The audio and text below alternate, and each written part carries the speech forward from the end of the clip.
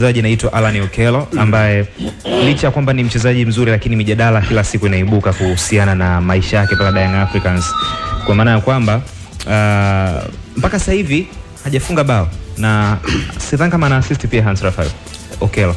Okello. Kwa unataka tujadili kwamba hajafunga bao au unataka tujadili ni kwamba tujaribu kuzungumza uhalisia wa mambo. Nini kinahitajika kwa Alan Okello kwa sasa hivi na mashabiki wanapaswa kutarajia nini kwa mchezaji kama huyu? Je, anahitaji muda zaidi? Je, waangalie details chache ambazo wanazo licha ya kwamba wanatazama magoli and assist na vitu kama hivi? Swali zuri. Na mimi pia naongezea, Okello alipewa sifa kubwa sana. Je, hizo sifa ambazo alikuwa anapatiwa kwamba huu ni wanasema star boy. Yaani watu wanamlinganisha na mifano ya Messi hivi. Hizo sifa ambazo alikuwa anapatiwa zilikuwa zinastahili, na kwa nini hatuoni performance yake nzuri uwanjani?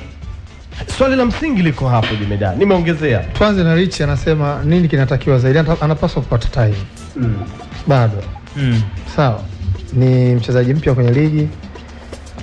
Mara ya mwisho wakati tunazungumza hapa tulimzungumza Okello, tulizungumza Dube. Tofauti namna ambavyo wanacheza.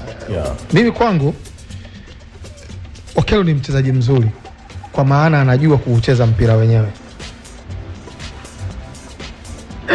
Maana sijui ni mchezaji mzuri kwa sababu anajua kuucheza mpira wenyewe.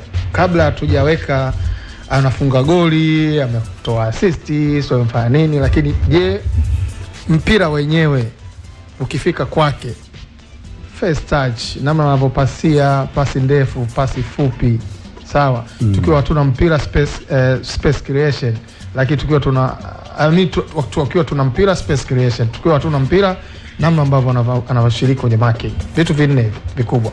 Na ukimwangalia mchezaji katika engo hizo unamuona, yes, this is the player. Sasa kufanikiwa kupata kile ambacho wewe unakitaka ni kwamba ana huo ubora anao. Tunafanyaje kutumia huo ubora wake kuunganisha na wengine ili aweze kufanikiwa na kuifanikisha timu? Sio? Yeah. Kwa hiyo kwangu naamini ni mchezaji mzuri. Mbona humalizi sana? Ana touch nzuri. Anaweza kupasia pasi fupi na pasi ndefu. Yanga ikiwa ina mpira anaweza kufungua kufanya okay. Lakini akiwa hana mpira anafanya majukumu yake. Sasa kuna kitu umekisema hapa na tulikizungumza, mimi nikitaja last week hapo. Ndio. Kuna namna tunavyowapokea wachezaji. Kuna